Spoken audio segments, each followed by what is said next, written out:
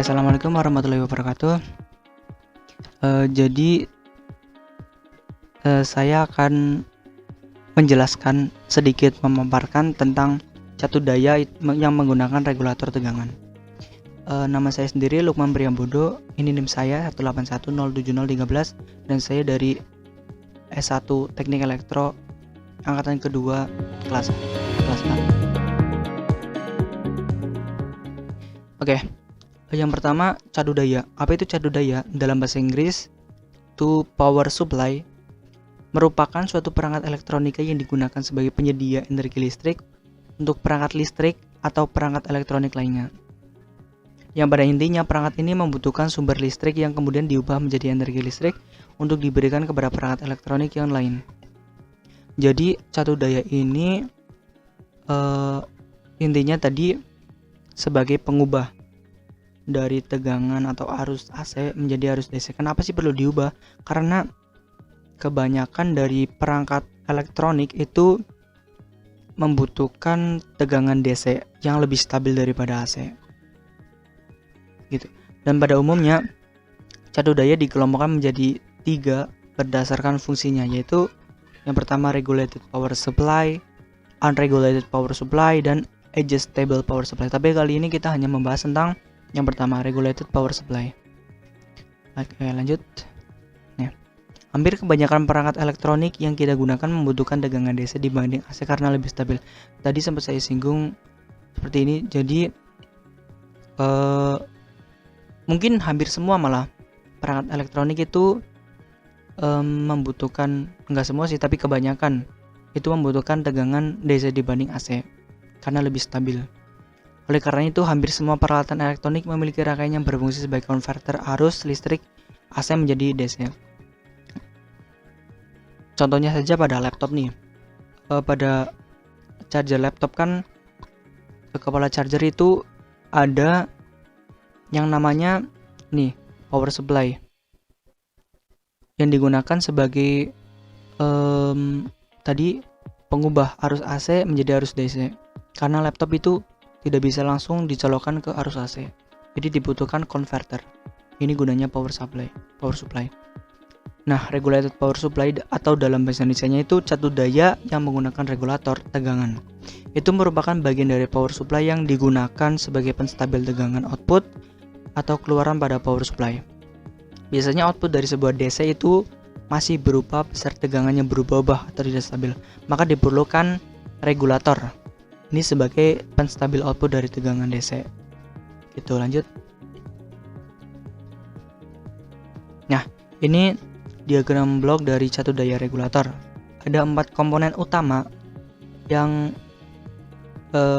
sangat-sangat difungsikan sebagai pengubah tegangan AC atau arus AC menjadi DC. Nah, dari gambar tersebut terdapat 4 komponen utama, tadi sudah saya singgung, yang membentuk rangkaian catu daya menggunakan regulator. Nah, komponen yang pertama ada trafo atau transformator. Itu yang ada di sini atau pada rangkaian ini menggunakan trafo step down. Kenapa sih nggak pakai yang step up? Karena pada komponen elektronika itu membutuhkan paling hanya sumber itu 5 sampai 16 volt. Itu pada umumnya itu 12 volt ya. Jadi trafo ini menurunkan tegangan dari PLN yang tadinya 220 volt itu diturunkan menjadi sesuai keinginan kita, entah itu 5 volt, 12 volt, 16 volt atau berapapun. Tergantung dari perangkat yang kita gunakan. Nah, yang kedua ada rectifier atau penyarah. Pada rectifier ini menggunakan 4 dioda sebagai penyarah gelombang, mengubah tegangan AC yang diturunkan dari trafo tadi menjadi tegangan DC. Jadi pada trafo tadi belum mengubah tegangan dari AC tadi menjadi DC. Jadi diperlukan rectifier untuk mengubah tegangan AC menjadi DC. Terus yang ketiga ada filter atau penyaring. Penyarah tadi rectifier ya. Nah, pada filter ini digunakan komponen itu kapasitor sebagai perata sinyal arus yang dikeluarkan dari rectifier tadi. Dan jenis yang digunakan itu elektrolit atau elko, atau bahasa Inggrisnya itu elektrolit kapasitor. Dan yang terakhir ada voltage regulator, ini sebagai penstabilnya ya. Komponen ini berguna agar tegangan keluaran dari output DC tetap stabil, tidak dipengaruhi oleh suhu, arus beban, dan juga tegangan input yang berasal dari output filter tadi. Jadi tegangan yang dikeluarkan dari filter tadi yang masih dalam bentuk belum stabil, yang sifatnya belum stabil, distabilkan oleh voltage regulator ini yang terdiri dari dioda Zener, transistor, ataupun IC. Baru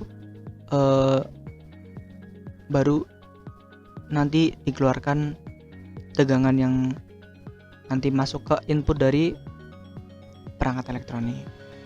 Terus ini merupakan rangkaian cadu daya regulator yang saya simulasikan menggunakan Proteus. Jadi yang pertama ini sebagai sumber ya dari AC, terus ada trafo. Tadi kan yang pertama ada trafo komponennya, terus ada rectifier atau penyara, ini menggunakan 4 gelombang 4 dioda, terus ada kapasitor sebagai penyaring atau filter, terus nah yang terakhir ini ada regulatornya.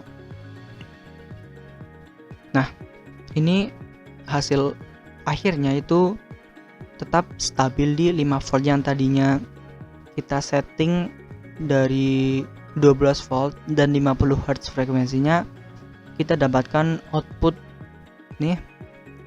dari rangkaian cadu daya ini menjadi 5 volt dan itu stabil. Oke, kita langsung masuk ke simulasi. Ini simulasi dari cadu daya regulatornya. Ini kan dari amplitude atau tegangan AC-nya ini kita menggunakan 12 volt dan frekuensi 50 Hz. Terus masuk ke, atau kita run dulu ya. Nah, dari sumber AC tadi masuk ke trafo yang ini 12 volt diturunkan jadi 5 volt nanti. Terus masuk ke penyarah 4 dioda ini, terus masuk ke filter ini membutuhkan 4 kapasitor juga seperti dioda.